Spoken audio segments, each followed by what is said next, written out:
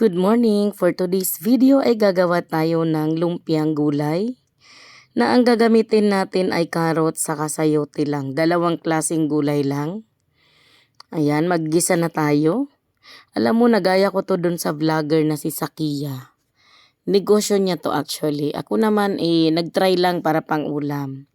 So naggisa lang ako dyan ng bawang.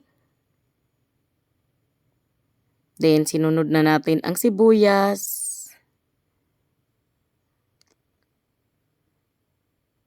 Yan, kapag okay na yan, luto na yung sibuyas at bawang. Medyo nangangamoy na siya. Lagay na natin yung ginayat na carrots saka sayote. So napakamura ng carrots ngayon. Dalawang malaking carrots ay 22 pesos lang. Mas mahal pa yung sayote kasi 50 pesos yung bili ko sa dalawang sayote. So bale sa gulay ay gumastos lang tayo dito ng 70 pesos, 'di ba? Medyo marami-rami itong nagawa ko. Naglagay ako dyan ng Knorr cube saka oyster sauce. Kasi ito yung ingredients niya doon sa vlog niya. Yung vlog niya na paninda nga niya. At sabi niya, marami daw siyang suki nun. So nagdagdag ako dyan ng magic sarap. Kaunti lang naman, mga 1/4 ng isang buong magic sarap. Yung inilagay ko, kaunti lang. Kasi napag-alaman ko ang magic sarap pala, hinahati pala sa 4 kapag ginamit mo yun. So, kunti lang pala dapat. Actually, optional po yun. Pwede kayong di maglagay kung sakaling gagawa rin kayo or itatry nyo tong video natin na to na lumpiang gulay. Usually kasi ang lumpiang gulay ko ay togi talaga lagi. Naglagay ako dyan ng ground black pepper. Medyo dinamihan ko na.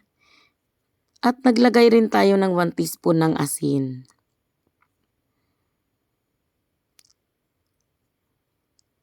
Ginadgad ko nga pala yan, yung carrot saka yung kasi kung hihiwain, ang tagal. Kaya meron ako ditong gadgaran na medyo malaki kaysa doon sa panggadgad ng ng cheese. So yung gadgaran ay medyo malaki, yon ang ginamit ko. So ito po ay sobrang bilis lang maluto. Mga ilang minuto lang yan ay inoff ko na talaga kasi luto na siya.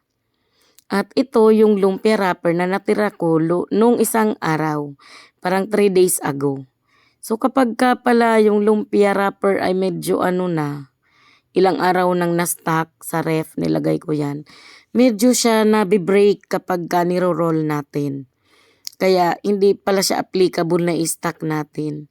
Siguro kasi mga 3 days na yan. So pag niro-roll kong ganyan, ayan nakita nyo? Na siya, nabubutas. So gayon pa man, ituloy na lang natin to kasi ayun, napakalayo naman ang tindahan kung bibili tayo. Kaya pagtiyagaan na natin tong gamitin, yung kung anong meron ditong lumpia wrapper. So yung iba naman di naman nabi-break. Yung iba lang talaga yung nabi-break talaga sila. So, yun dahil sa may nagawa na tayong 8 piraso, itry na nating magprito kasi gusto ko na talaga din malaman kung masarap nga ba talaga itong ganitong klase ng lumpiang gulay. So, yun, nagpapainit na tayo ng mantika. Medyo malalim-lalim yan. So, ito yung 8 pirasong turon. Lumpia na nagawa natin. So, ipiprito na natin yan. Uy, nabuka na nga So, hindi siya masyadong nadikit kasi gawa ng luma nga yung ating lumpia wrapper.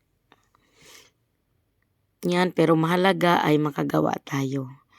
So, kapag golden brown na, ito talaga napakadali lang din na ulam kasi isa pa pwede mo siyang i-stock sa freezer. So ako parati kong gumagawa ng lumpiang gulay tapos mga 3 days yan sa freezer. 3 days naming prito-prito, ulam-ulam. O diba? So hindi mo naman araw-araw gagawin I-stock mo lang. So yung isang balot ng lumpia wrapper na nagkakahalagang 60 pesos, marami na siya. Mga 50 piraso na siguro yon na na wrapper. So yun yung ginamit natin. Kasi last time na gumawa tayo ng lumpiang toge, marami kong natira. So ito na yung ating unang salang. Ako na may lagi ditong may suka na may sili. Ito na yung ating sausawan. So ito na yung ating finished product. So masarap po pala to, mas masarap kesa lumpiang toge. So yun lang po for today's video. Thank you.